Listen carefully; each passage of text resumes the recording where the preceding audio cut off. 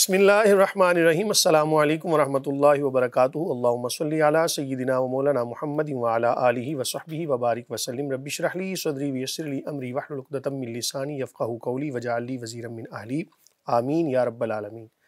ناظرین و سامعین، آپ دیکھ رہے ہیں مفتی آن لائن اور میں ہوں مفتی سخاوت منیر نعیمی۔ میرے ساتھ موجود ہیں جناب محترم قاری عطاء المنان صاحب، ان کے ساتھ موجود ہیں جناب محترم قاری محمد ارشد تہامی صاحب۔ ہمیشہ کی طرح آپ کی خدمت میں حاضر ہیں جناب، آپ کے جمیع سوالات کے جوابات لے کر۔ پروگرام کا باقاعدہ آغاز ہم تلاوت کلام پاک سے کریں گے۔ تلاوت کلام پاک کرتے ہیں جناب محترم قاری عطاء المنان صاحب۔ اعوذ باللہ من الشیطان الرجیم، بسم اللہ الرحمن الرحیم۔ وقالت اليهود ليست النصارى على شيء وقالت النصارى ليست اليهود على شيء وهم يتلون الكتاب كذلك قال الذين لا يعلمون مثل قولهم فالله يحكم بينهم يوم القيامة فيما كانوا فيه يختلفون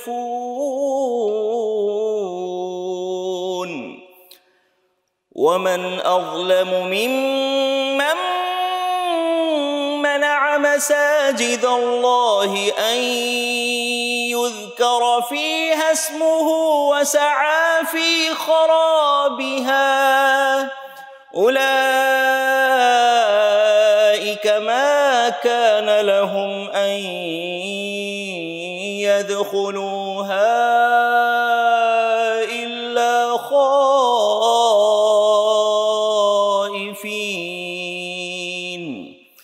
أولئك ما كان لهم أن يدخلوها إلا خائفين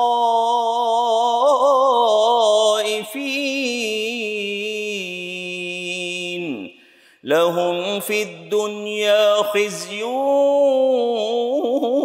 ولهم في الآخرة عذاب عظيم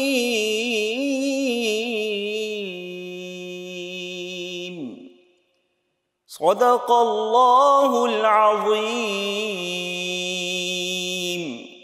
جزاک اللہ، ماشاء اللہ۔ باب ذی وقار تلاوت کلام پاک آپ نے سماعت کی، مفہوم سماعت کیجئے۔ یہ سورہ بقرہ کی آیات تھیں، آیت نمبر 113 اور 114 قاری صاحب نے آج تلاوت کی۔ خالق کائنات نے فرمایا جس کا مفہوم ہے، اور کہتے ہیں یہودی کہ نہیں ہیں عیسائی سیدھی راہ پر، اور کہتے ہیں عیسائی نہیں ہیں یہودی سیدھی راہ پر، حالانکہ وہ سب پڑھتے ہیں آسمانی کتاب۔ اسی طرح کہی ان لوگوں نے جو کچھ نہیں جانتے ان کی سی بات، تو اب اللہ فیصلہ فرمائے گا ان کے درمیان قیامت کے دن جن باتوں میں وہ جھگڑتے رہتے تھے۔ اور کون زیادہ ظالم ہے اس سے جو روک دے اللہ کی مسجدوں سے کہ ذکر کیا جائے ان میں اس کے نام پاک کا، اور کوشاں ہو ان کی ویرانی میں۔ انہیں مناسب نہیں تھا کہ داخل ہوتے مسجدوں میں مگر ڈرتے ڈرتے۔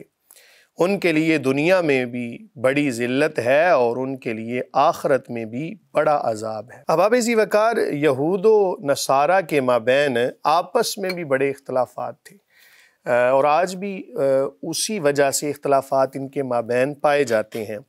ایک موقع ایسا آیا کہ جس موقع پر نجران کے کچھ عیسائی حضور نبی کریم صلی اللہ علیہ وآلہ وسلم کی بارگاہ میں آئے، یہود بھی وہاں پر موجود تھے، تو ایک دوسرے کے اوپر یہ لوگ باتیں کرنے لگے، یہ کہنے لگے کہ وہ حق پر نہیں، وہ کہنے لگے یہ حق پر نہیں۔ اب ان کا یہ اختلاف بہت زیادہ بنا، تو اللہ تعالیٰ نے قرآن کی آیت نازل فرمائی اور فرمایا کہ یہ لوگ ایک دوسرے کو برا بھلا کہہ رہے ہیں، حالانکہ یہ دونوں اللہ کی کتاب پڑھتے ہیں۔ اللہ کی کتاب سے مراد ان کی طرف جو کتابیں نازل ہوئیں، قرآن مجید فرقان حمید بھی الہامی کتاب ہے یقیناً، اور اس سے پہلے جو کتابیں نازل ہوئیں وہ بھی الہامی اللہ تعالیٰ کی طرف سے نازل کردہ کتابیں تھیں۔ اللہ تعالیٰ نے فرمایا کہ یہ آپس میں جھگڑ رہے ہیں، اور ان لوگوں کی طرح ان لوگوں نے بھی باتیں کیں کہ جو کچھ نہیں جانتے۔ ان کچھ نہیں جاننے والوں سے مراد ستارہ پرست ہیں اور جن کا کوئی مذہب ہی نہیں۔ یاد رکھیں کہ مذہب جو ہوتا ہے نا، دین جو ہوتا ہے، اس کے حوالے سے یہ چیز لازمی ہوتی ہے کہ ان کے پاس کوئی اللہ تعالیٰ کی طرف سے نازل کردہ کتاب ہو۔ یہود کے پاس اللہ تعالیٰ کی طرف سے نازل کردہ کتاب، نصارہ کے پاس بھی اسی طرح، لیکن ستارہ پرست ہیں، مجوسی ہیں، اس کے علاوہ جو لوگ ہیں ان کے پاس تو کچھ بھی نہیں ہے۔ تو ان کی طرف اشارہ فرمایا کہ جو لوگ کچھ بھی نہیں جانتے انہوں نے بھی ایسی باتیں کیں۔ تو اب اللہ تعالیٰ فیصلہ فرمائے گا ان کے درمیان قیامت کے دن، جن باتوں میں وہ جھگڑتے رہتے، قیامت کے دن فیصلہ ہو جائے گا۔ اور وہ فیصلہ کیا ہوگا؟ یقینی طور پہ جو مسلمان ہے وہ اللہ تعالیٰ کی بارگاہ میں مقبول ہے، اللہ تعالیٰ اس کو نجات عطا فرمائے گا، اللہ تعالیٰ اس کی بخشش فرمائے گا۔ اور یاد رکھیں کہ یہ چیزیں جو ابھی بیان کی ہیں نا، اللہ تعالیٰ کی ذات پہ کچھ واجب نہیں ہے۔ کوئی بندہ اگر یہ کہے کہ نیک اعمال کرنے پر جنت ملنا واجب ہے تو بھی غلط ہے، اور اگر کوئی بندہ یہ کہے کہ گناہ گار کو سزا ملنا لازم ہے، یہ بھی غلط ہے۔ اللہ تعالیٰ کے ذمہ کرم پر ہے کہ وہ کسی کی بخشش فرما دے، اور اگر پوری قوم کو، پوری انسانیت کو اللہ تعالیٰ کی ذات عذاب میں مبتلا کرے تب بھی اس کا عین عدل ہے، کیونکہ اپنی ملکیت کے اندر کوئی جس طرح مرضی تصرف کرے، اور اگر کسی کو بخش دے تو اس کا فضل ہے، اور اللہ تعالیٰ سے ہمیشہ فضل کا سوال کرنا چاہیے۔ اگلی آیت مبارکہ میں فرمایا اس سے بڑھ کے کون زیادہ ظالم ہے کہ جو اللہ کی مسجدوں میں ذکر خدا سے روکے۔ آج ہمیں یہ آیت کیا سبق دیتی ہے کہ مساجد کے اندر ذکر خدا کرنا چاہیے، اور اس سے منع نہیں کرنا چاہیے۔ کوئی اگر ذکر خدا کر رہا ہے لیکن مساجد کے عبادت گاہوں کے آداب بھی ملحوظ خاطر ہوں۔ بعض جگہوں پر دیکھا گیا ہے کہ مساجد کے اندر لوگ بلند آواز سے باتیں کر رہے ہوتے ہیں، یہ بھی اللہ تعالیٰ کے ذکر سے روکنا ہے۔ اور مساجد میں ہر ایسا عمل کرنا کہ جس کی وجہ سے لوگ وہاں پر نہ آئیں، کوئی بھی ایسا عمل وہاں پر کرنا، کوئی ایسی رکاوٹ پیدا کر دینا کہ جو ذکر خدا ہونے سے مانے ہو، یہ تمام تر چیزیں ظلم کے زمرے میں آتی ہیں، اور ایسا عمل کرنا جائز نہیں ہے۔ گو کہ یہ آیت ان لوگوں کے بارے میں نازل ہوئی کہ جنہوں نے بیت المقدس کو ویران کیا، اور پھر اللہ تعالیٰ نے فرمایا کہ ان لوگوں کے لیے کیا ہے کہ اب مسجد حرام میں داخل ہوتے ہیں مگر ڈرتے ڈرتے۔ یاد رکھیں کہ اس آیت مبارکہ میں ایک یہ بھی اشارہ ہے کہ یہ جتنے بھی باطل مذاہب ہیں کہ جو ختم ہو چکے، ایک نہ ایک دن یہ خواری کا سامنا کریں گے۔ وہ خواری کیا ہے؟ دنیا کے اندر قید و بند کی صعوبتیں ان کے اوپر آئیں گی، اور آخرت کا عذاب تو ابھی یقینی ہے۔ ایسا ہی ہوا، یہود بھی وہاں سے نکالے گئے، نصارہ بھی وہاں سے، اور نصارہ کی عبادت گاہوں کے اوپر بھی اللہ اکبر پرچم اسلام بلند ہوا۔ اللہ تعالیٰ نے جو اس آیت کے اندر ارشاد فرمایا وہ بات ثابت ہوئی۔ آج دنیا کے اندر سب سے زیادہ جس دین کے بارے میں بات کی جاتی ہے یقیناً وہ دین اسلام ہے، اور جو بندہ بھی دین اسلام کو قبول کرتا ہے امن میں آ جاتا ہے، اور جو اس کو قبول نہیں کرتا، رد کرتا ہے، اور اس کا رد کرنا جو ہے وہ اس کے لیے وبال جان پر۔ اللہ تعالیٰ کی بارگاہ میں دعا ہے خالق کائنات ہمیں قرآن مجید فرقان حمید کی تعلیمات کو سمجھنے، بیان کرنے اور ان پر عمل کرنے کی توفیق عطا فرمائے۔ پروگرام کے اگلے مرحلے کی جانب بڑھتے ہیں۔ جناب جیسا کہ آپ جانتے ہیں ہمارا اگلا مرحلہ حمد و نعت پر مشتمل ہوتا ہے۔ نبی کریم صلی اللہ علیہ وآلہ وسلم کی بارگاہ میں عقیدت کے پھول نچھاور کریں گے جناب محترم قاری محمد ارشد تہامی صاحب۔ ایک روز ہوگا جانا سرکار کی گلی میں، ہوگا کبھی ٹھکانا سرکار کی گلی میں، ہوگا کبھی ٹھکانا، ہوگا کبھی ٹھکانا سرکار کی گلی میں، ایک روز ہوگا جانا سرکار کی گلی میں۔ اللہ آنکھیں تو دیکھنے کو پہلے ہی مضطرب تھیں، آنکھیں تو دیکھنے کو پہلے ہی مضطرب تھی، دل بھی ہوا روانہ، دل سبحان بھی اللہ۔ ہوا روانہ، سرکار کی گلی میں ایک روز ہوگا جانا، سرکار کی گلی میں۔ اللہ اللہ اللہ اللہ۔ گو پاس کچھ نہیں ہے لیکن یہ دیکھ لے گا، گو پاس کچھ نہیں ہے لیکن یہ دیکھ لے گا، ایک دن مجھے زمانہ، ایک دن مجھے زمانہ، سرکار کی گلی میں ایک روز ہوگا جانا، سرکار کی گلی میں۔ کبھی ہو حسین تصور، کبھی خود میں جاؤں چل کر، کبھی ہو حسین تصور، کبھی خود میں جاؤں چل کر، رہے یوں ہی آنا جانا، رہے یوں ہی آنا جانا، سرکار کی گلی میں ایک روز ہوگا جانا، سرکار کی گلی میں۔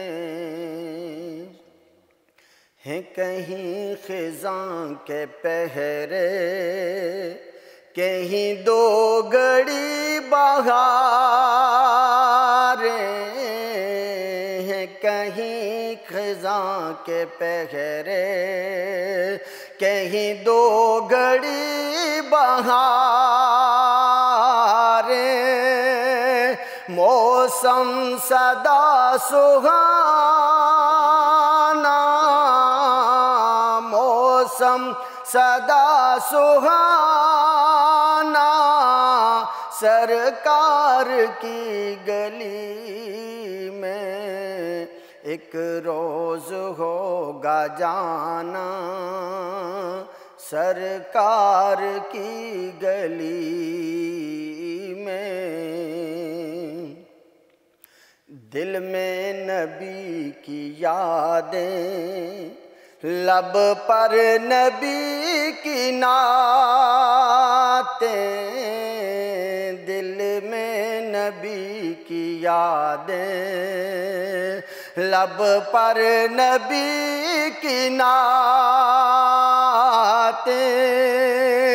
جانا تو ایسے جانا، جانا تو ایسے جانا، سرکار کی گلی میں ایک روز ہوگا جانا، سرکار کی گلی میں۔ یہی رسم عاشقی ہے، یہی جان بندگی ہے، یہی رسم عاشقی ہے، یہی جان بندگی ہے، سر رکھ کے نہ اٹھانا، سر رکھ کے نہ اٹھانا، سرکار کی گلی میں ایک روز ہوگا جانا سرکار کی گلی میں، سمجھیں گے ہم نیازی ان کی کرم نوازی، سمجھیں گے ہم نیازی ان کی کرم نوازی، جس دن ہوئے روانہ، جس دن ہوئے روانہ سرکار کی گلی میں، ایک روز ہوگا جانا سرکار کی گلی میں، ہوگا کبھی ٹھکانہ سرکار کی گلی میں، ایک روز ہوگا جانا سرکار کی گلی میں۔ ماشاءاللہ، جزاک اللہ، جزاکم اللہ خیرہ۔ باب ذی وقار، کسی نے کیا خوب لکھا، یہ کیوں کہتے ہیں ہم مدینہ مدینہ، ذرا تم مدینے میں جا کر تو دیکھو۔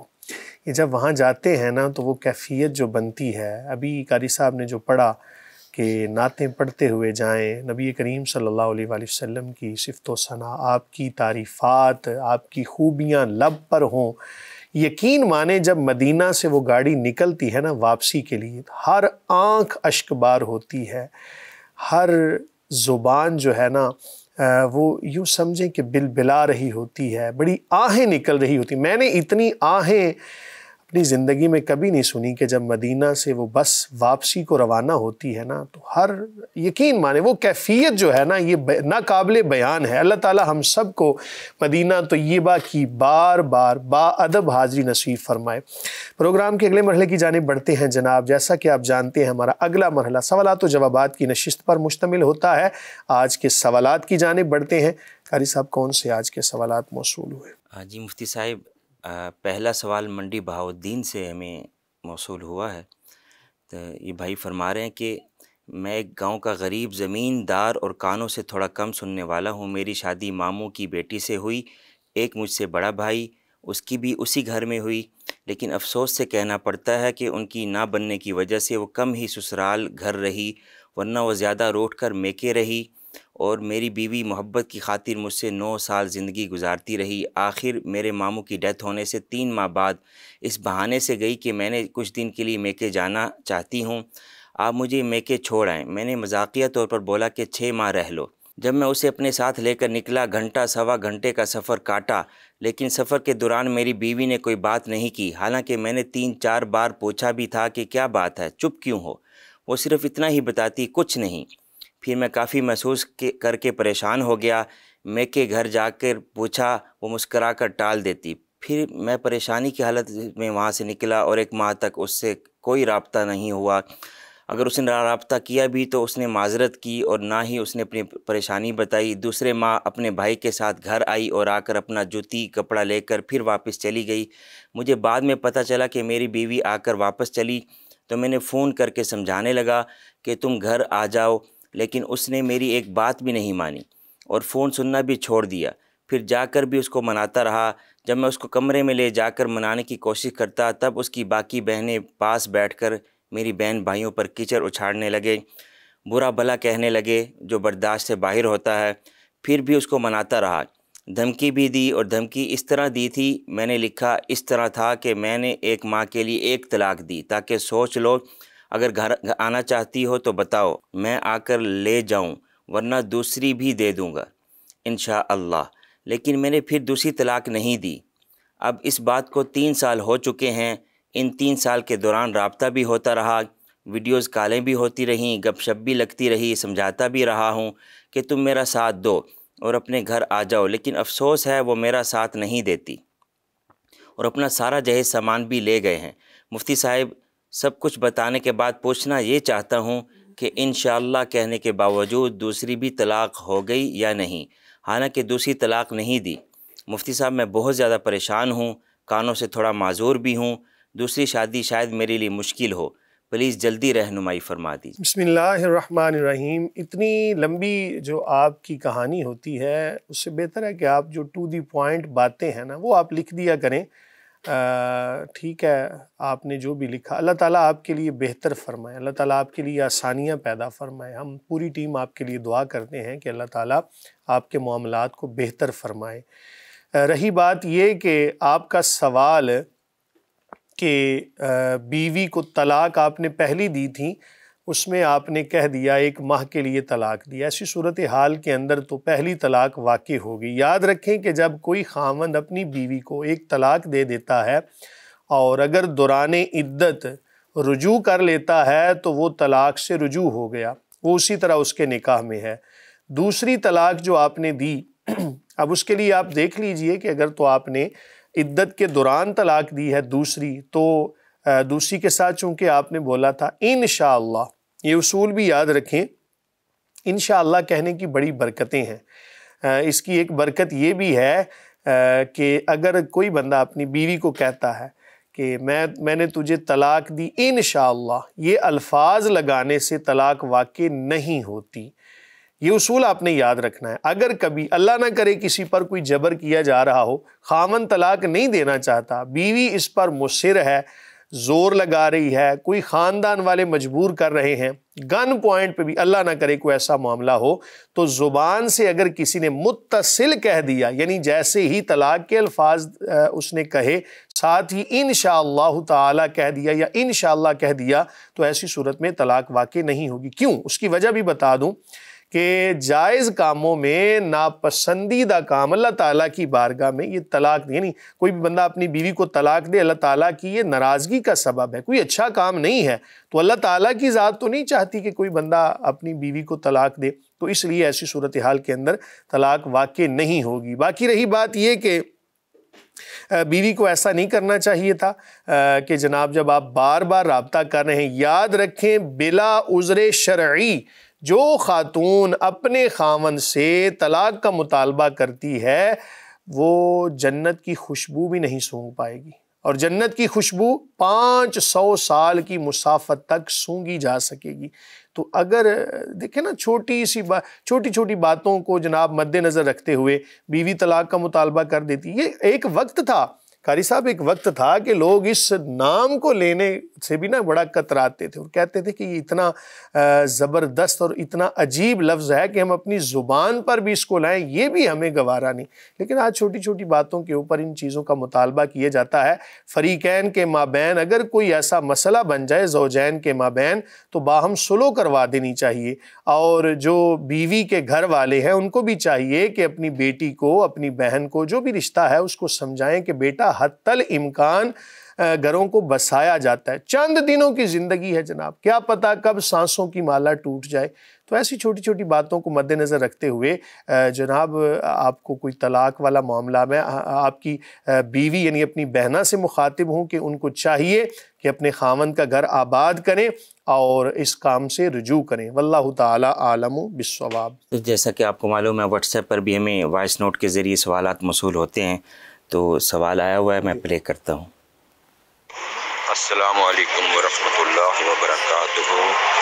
حضور الحمدللہ ثم الحمدللہ، کافی عرصہ سے میں آپ کا پروگرام جو ہے وہ میں دیکھتا ہوں، تو الحمدللہ بہت سیکھنے کو ملتا ہے۔ اللہ تعالیٰ آپ کے علم، عمل اور عمر میں عطا فرمائے، اور آپ کی جو ٹیم ہے اللہ تعالیٰ ان کو بھی سلامت رکھے اور ان کی بھی علم، عمل اور عمر میں برکتیں عطا فرمائے۔ میرا تعلق وادی نیلم آزاد کشمیر سے ہے، اور فی الوقت میں الحمدللہ مدینہ شریف میں ہوں۔ تو حضور میرا سوال یہ ہے کہ کچھ لوگ ایسے ہوتے ہیں کہ جن کا خاندان اور ہوتا ہے، اور وہ اپنا جو نسب ہوتا ہے وہ والدہ کے ساتھ مثلا لکھتے ہیں، اپنا جو فرض کیا کہ اگر قوم راجہ ہے، والدہ کا جو قوم ہے وہ ایوان ہے، تو وہ باپ کے نام سے مطلب نہیں لکھیں گے، راجہ نہیں لکھیں گے. اگر والدہ کی قوم ایوان ہے تو وہ ایوان لکھتے ہیں. تو کیا ایسا لکھنا شرعاً جائز ہے یا نہیں ہے؟ بس یہ میرا سوال ہے. یہ بھائی مدینہ سے سوال کر رہے ہیں، اور مدینہ شریف سے ظاہر برکت والا شہر ہے، اور وہاں سے سوال آنا ہمارے لیے بھی خیر و برکت کا باعث ہوگا. اس کا سوال مختصر یہی ہے کہ اگر کوئی شخص اپنے نسب کو والدہ کے ساتھ جوڑ دے اور لکھے بھی والدہ کے ساتھ، تو شریعت میں اس کی اجازت ہوتی ہے یا نہیں؟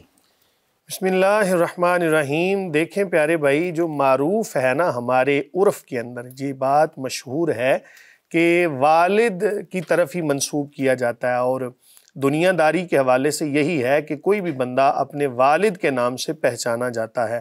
ہمارے معاشرے کے اندر بعض دفعہ والدہ کا نام لینا اپنے نام کے ساتھ، اس کو بھی معیوب سمجھا جاتا ہے.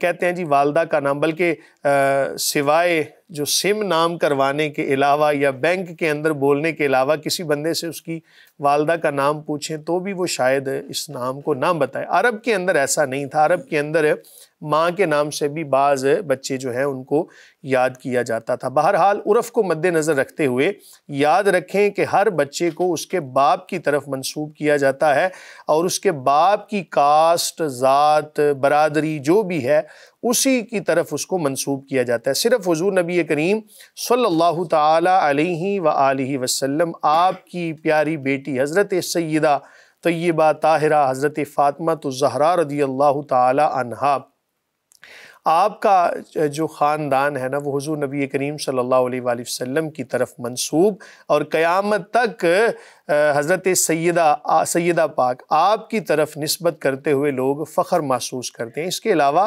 کوشش یہی کرنی چاہیے کہ باپ کی جو ذات برادری ہے، جیسا کہ آپ نے کہا کہ باپ کی کاسٹ ہے راجہ اور ماں کی کاسٹ ہے آوان، تو اگر کسی نے یہ کہہ دیا عرفی طور پر بتا بھی دیا کہ میری چونکہ والدہ کی کاسٹ یہ ہے تو اس وجہ سے میں اپنے نام کے ساتھ آوان لکھتا ہوں، تو اگر اس نے ظاہر کر دیا تو جائز ہے. ورنہ یاد رکھیں حضور نبی کریم صلی اللہ علیہ وآلہ وسلم، آپ کا فرمان ذی وقار جس کا مفہوم ہے کہ کوئی بندہ جو اپنی کاسٹ کو، اپنی ذات کو بدل دیتا ہے، وہ اپنی ماں کے اوپر ایک طرح سے الزام لگا رہا ہے کہ اس کا باپ کچھ اور ہے اور یہ کسی اور جانب بات کو لے کر جا رہا ہے. بہرحال پرہیز کرنی چاہیے. اگر ضرورت بن جائے تو پھر ساتھ وضاحت کر دے کہ میری ماں کی کاسٹ یہ تھی اس وجہ سے، لیکن اس کو کوئی مہذب نہیں سمجھا جاتا. اس لیے بہتر یہی ہے کہ جو باپ کی کاسٹ اور ذات ہو اسی کے ساتھ بچے کو بلایا جائے، پکارا جائے، لکھا جائے، لکھوایا جائے. واللہ تعالی عالم بالصواب. کوئی گناہ تو نہیں ہوتا اگر والدہ سجیدہ ہیں اور والد صاحب راجہ ہیں تو بندہ سید لکھوا دے؟ ایسی صورتحال کے اندر پھر جو ہے مناسب نہیں کہ حضور نبی کریم صلی اللہ علیہ وآلہ وسلم، آپ کا مبارک خاندان جو ہے اس حوالے سے ایسا کام نہیں کرنا چاہیے. پرہیز کرنی چاہیے. اگر کہیں ضرورت بن جائے تو پھر چونکہ سید ذات ایک ایسی ہے، سید کا معنی عرب کے اندر سردار ہوتا ہے، اور ہمارے ہاں سید اس کو کہا جاتا ہے کہ جس کا نسب کریم آقا علیہ السلام کے ساتھ منسلک، اور اس کو ایک ادب کی نگاہ سے دیکھا جاتا ہے اور بڑی تکریم کی جاتی ہے. تو اگر کوئی اس معنی میں جناب اپنے نام کے ساتھ سید لگاتا ہے تو مناسب نہیں ہے، کیونکہ یہ ایک ادب والا معاملہ ہے. اگر اس کے علاوہ باقی جو ذات پات ہیں اس کے علاوہ اگر کسی نے لکھوا لیا تو امید کرتے ہیں گناہ گار نہیں ہوگا. مفتی صاحب اگلا سوال. حضرت دوسرا سوال یہ ہے کہ اگر انسان تہجد کی نماز پڑھ رہا ہے تو فجر کی اذان شروع ہوگی، تو کیا اس صورت میں نماز کو مکمل کرنا چاہیے یا توڑ دینا چاہیے؟ اگر دوسری رکعت ہے یا تشہد میں ہے انسان تو اذان شروع ہوگی ہے فجر کی، تو اس صورت میں نماز کو توڑ دینا چاہیے یا نماز پوری کر لینی چاہیے؟ جی مفتی صاحب، یہ وہی مدینہ طیبہ سے ہی بول رہے ہیں. اگلا ان کا سوال یہ ہے کہ اگر کوئی شخص تہجد پڑھ رہا ہو اور اذان فجر شروع ہو جائے اور تشہد میں ہو تو نماز توڑ دینی چاہیے یا پوری کر لینی چاہیے؟ بسم اللہ الرحمن الرحیم. پہلی بات تو یہ، آپ چونکہ مدینہ شریف سے بول رہے ہیں، ہماری پوری ٹیم کا سلام حضور نبی کریم صلی اللہ علیہ وآلہ وسلم کی بارگاہ میں عرض کیجئے گا. اللہ تعالیٰ نے ہمیں یہ سعادت عطا فرمائی کہ مدینہ شریف سے ہمیں سوال آیا. اللہ تعالیٰ قبول فرمائے۔ بڑا ایک ہر مسلمان کے لیے کیفیت والا معاملہ ہوتا ہے۔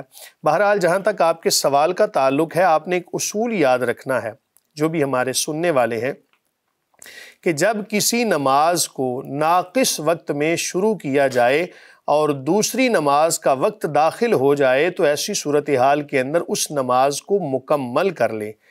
مثلاً جیسا کہ آپ کا سوال ہے، کسی بندے نے تہجد کے لیے نماز کو شروع کیا اور اب اس نے کوئی تشہد میں پہنچ گیا یا ایک رکعت اس نے ادا کر لی تھی، ادھر سے اذان فجر کو چھوڑیں، آپ یہ سمجھیں کہ صبح صادق ہو گئی، یعنی فجر کا وقت شروع ہو گیا، تو ایسی صورتحال کے اندر وہ کیا کرے؟ کیا وہ نماز کو جاری رکھے یا توڑ دے؟ تو نماز بالکل جاری رکھے، اپنی نماز کو مکمل کرے، چونکہ اس نے ایک ناقص وقت میں یا کامل وقت میں نماز کو شروع کیا تھا، اب دوسری نماز کا وقت داخل ہو گیا تو اپنی نماز کو مکمل کر لے۔ اسی طرح یاد رکھیں کہ اگر ایک ایسا وقت ہے کہ جس کے اندر کسی بھی نماز کا وقت نہیں ہوتا، مثلا فجر کی نماز کے بعد فجر کا وقت ختم ہو گیا، ظہر کا ابھی شروع نہیں ہوا، تو ایسی صورتحال کے اندر اگر کوئی نماز پڑھ رہا تھا ایسی، تو اس کو چھوڑ دے، کیونکہ آگے کسی نماز کا وقت ہے ہی نہیں۔ تو بہرحال آپ کا جہاں تک مسئلہ تھا اس کا جواب عرض کر دیا، واللہ تعالی عالم بالصواب۔ جی مفتی صاحب، اگلا سوال، ایک بہن پوچھتی ہیں کہ میری شادی کو 8 سال ہو گئے ہیں لیکن میری کوئی اولاد نہیں ہے۔ میری اور میری بہن کی ایک ساتھ شادی ہوئی تھی، لوگ کہتے ہیں 2 بہنوں کی ایک ساتھ شادی ہو تو ایسا ہوتا ہے۔ مفتی صاحب میری رہنمائی فرما دیں، کیا واقعی ایسا ہے؟ بسم اللہ الرحمن الرحیم۔ آپ نے ایک اصول یاد رکھنا ہے جناب کہ اسلام کے اندر توہم پرستی یہ جائز نہیں ہے۔ ایک ہی دن کے اندر 2 بہنوں کی شادی ہوئی تو کوئی ایک جو ہے اس کے اوپر کوئی وزن آئے گا، اس کے حوالے سے کوئی مقدر اچھے نہیں ہوں گے۔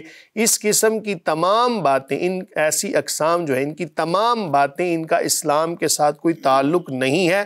توہم پرستی یا بدشگونی لینا اسلام کے اندر جائز نہیں ہے۔ حضور نبی کریم صلی اللہ تعالی علیہ وآلہ وسلم آپ نے بدشگونی سے منع فرمایا۔ جہاں پہ سفر کا تذکرہ آتا ہے نحوست کا، تو کریم آقا علیہ الصلوۃ والسلام نے فرمایا کسی چیز کے اندر کوئی نحوست نہیں۔ رہی بات یہ کہ اولاد کے حصول کے لیے دعا کرتی رہیں۔ حضرت سیدنا زکریہ علیہ السلام آپ نے جو دعا کی تھی، ربی حبلی من الصالحین، اس طرح کے الفاظ قرآن میں آتے ہیں، ان دعاؤں کو آپ پڑھتی رہیں۔ اللہم ربنا حب لنا من ازواجنا وذریاتنا قرۃ اعین وجعلنا للمتقین اماما، اس کو پڑھیں۔ اس کے علاوہ ایک اور پروگرام میں ہم نے آپ کو ایک وظیفہ دیا تھا کہ ہر نماز کے بعد ایک تسبیح استغفار کی کریں، اپنے مقصد کو سامنے رکھتے ہوئے اللہ تعالیٰ آپ کو رزق بھی عطا فرمائے گا یقینی طور پہ۔ یہ یقین کا لفظ میں حدیث کی وجہ سے بول رہا ہوں، اور آپ کو انشاءاللہ العزیز اولاد بھی ملے گی۔ یہ وہ وظیفہ ہے کہ جو حضرت امام حسن اور حضرت سیدنا امیر معاویہ رضی اللہ تعالی عنہم انہوں نے آگے منتقل فرمایا اور ہم تک پہنچا۔ استغفار کو یقینی پکڑ لیں، انشاءاللہ العزیز آپ کو اولاد کی دولت ملے گی۔ ساتھ ساتھ جو اسباب ہوتے ہیں نا، ان پر بھی بھروسہ کرنا چاہیے۔ اگر بالفرض کوئی میڈیکلی پرابلم ہے تو اس کو بھی سالو کرنے کے لیے آپ اپنا علاج معالجہ ساتھ جاری رکھیں۔ اگلا سوال، مسقط سے عمر فاروق پوچھتے ہیں کہ ہمارے ساتھ ہندو اور عیسائی رہتے ہیں، ہم ایک ساتھ کھانا کھاتے ہیں، برتن بھی ایک دوسرے کے ساتھ شیئر کرتے ہیں، کبھی وہ ہمارے لیے کھانا بھی بنا دیتے ہیں، تو کیا یہ کھانا ہمارے لیے حلال ہے یا حرام؟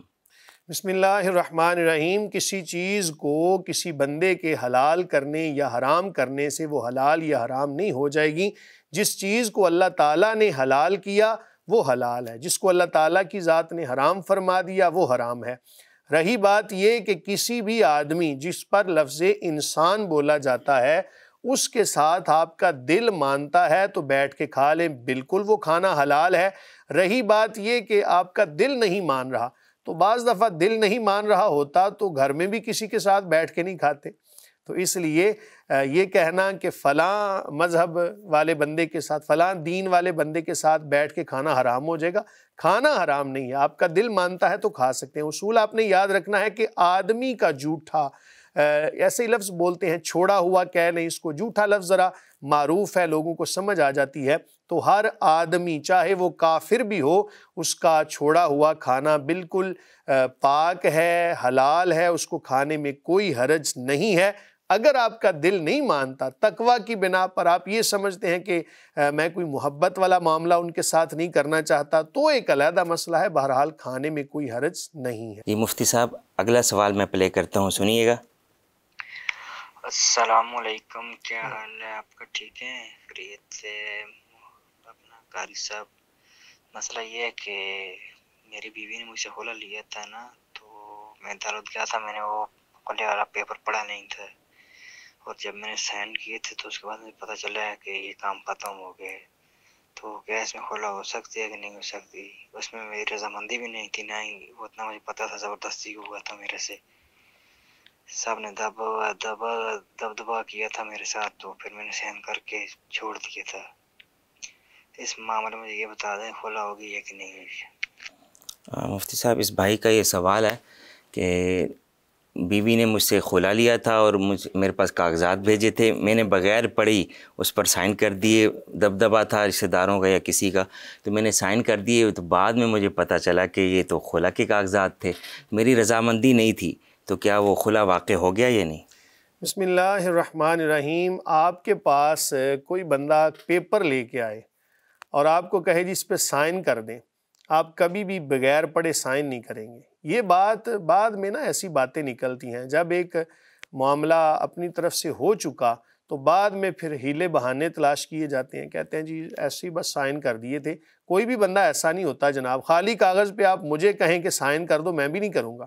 کسی ان پڑھ کو بھی کہیں گے نا انگوٹھا لگا دے یہاں پر، وہ بھی نہیں لگائے گا، کہے گا یہ کاغذات ہیں کس کے۔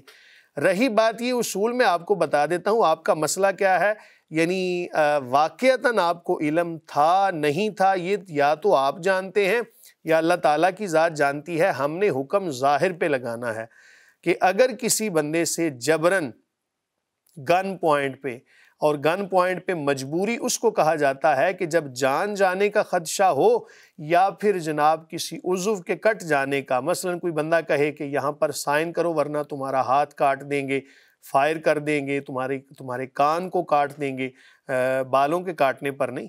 اسی طرح بہرحال میرا مقصد مسئلہ بتانا تھا کہ کسی عضو کے کٹ جانے کا اگر خوف ہو تو جناب ایسی صورتحال کے اندر لکھی ہوئی طلاق واقع نہیں ہوتی، زبان سے دی ہوئی طلاق واقع ہو جاتی ہے۔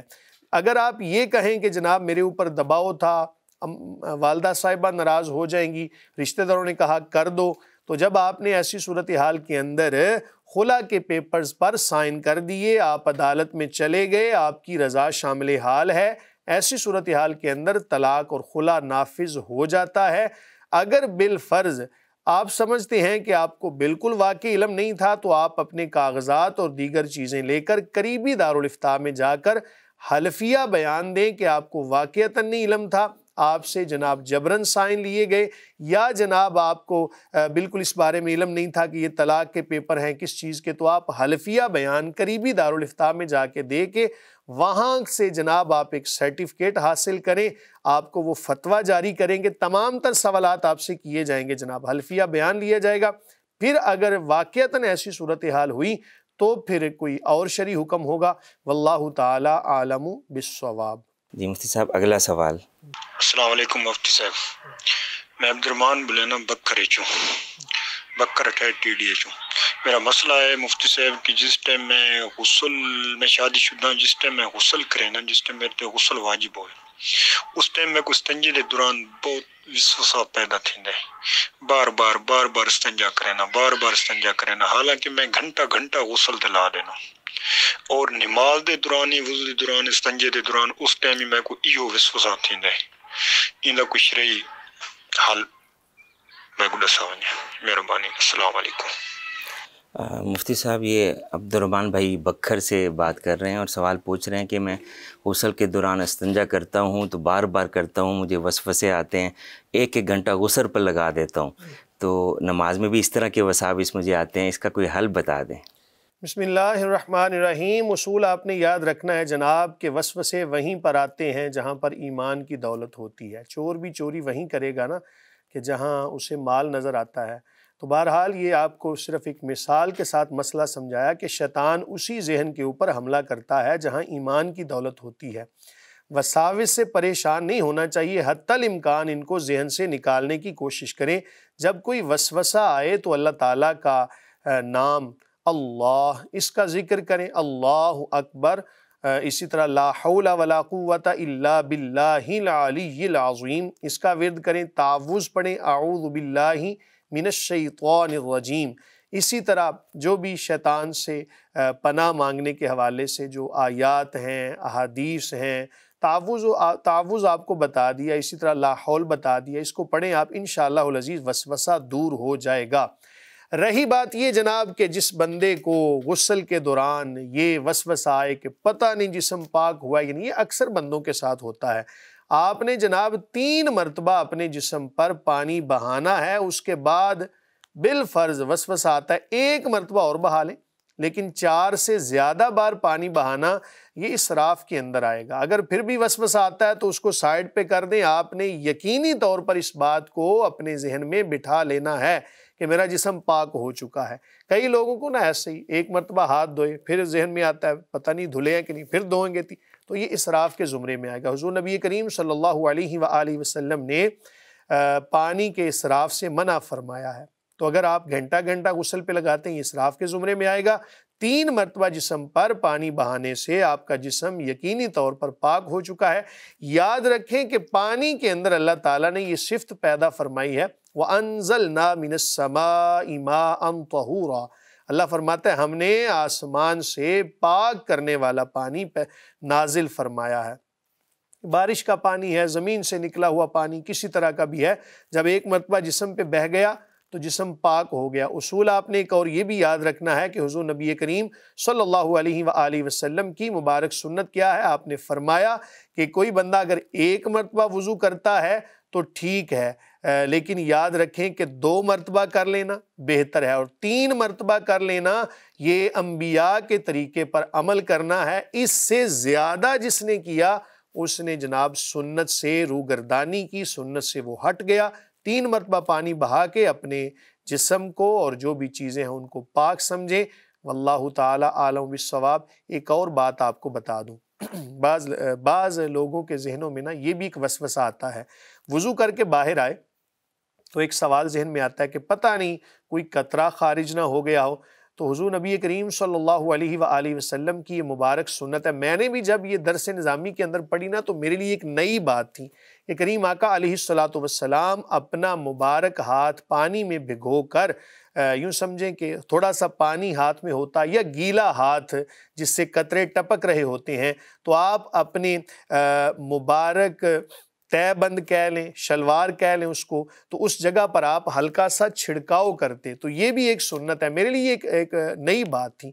तो बहरहाल इसको करने का मकसद क्या है कि अगर बिलफर्ज शैतान की तरफ से वसवसा आए तो चूंकि पानी का छिड़काव कर दिया, अब वसवसा ही दूर हो जाएगा कि ये पानी के ही छींटे होंगे। अगर वो गुस्ल कर रहा है, ज़ाहिर है कि वो गुस्ल खाने में है, तो उस वक्त वो औज़ बिल्लाह पढ़ सकता है? नहीं, ऐसी बात नहीं है। इसलिए मैंने अर्ज़ किया कि जब दौरान गुस्ल, ये तो एक जनरली बात है कि कोई भी बंदा गुस्ल खाने के अंदर जब बरहना हालत में है तो कोई कलाम तो नहीं पढ़ सकता। इसलिए मैंने अर्ज़ किया कि उस दौरान में 3 मरतबा पानी बहा के अपने जिस्म को पाक समझे, और इसके अलावा अगर कोई वसवसा आता है बाहर या आम हालात के अंदर तो फिर ये कलिमात पढ़े। वहाँ पर आपने कुछ नहीं पढ़ना जनाब। ये अच्छा हो गया आपने सवाल कर लिया। बहरहाल अपने जिस्म पर 3 मरतबा पानी बहा के अपने आप को पाक और साफ़ समझे। और आप सब अहबाब का भी बहुत शुक्रिया जो अपने सवालात हमें भेज रहे हैं। उम्मीद है मुफ्ती साहब के कुरान और सुन्नत की रोशनी में दिए गए जवाबात से आपको रहनुमाई मिली होगी।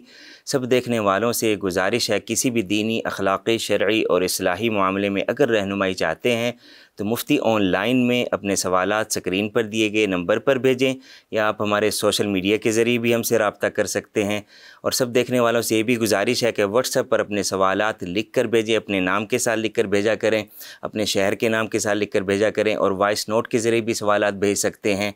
इसी तरह से आपसे ये भी दरख्वास्त है कि कॉल्स हम रिसीव नहीं कर सकते, कॉल ना किया करें। हम आपके सवालात को प्रोग्राम में शामिल करेंगे और उनका शरई हल बताएँगे। सब देखने वालों का बहुत शुक्रिया। वमा अलैना इल्लल बलाग।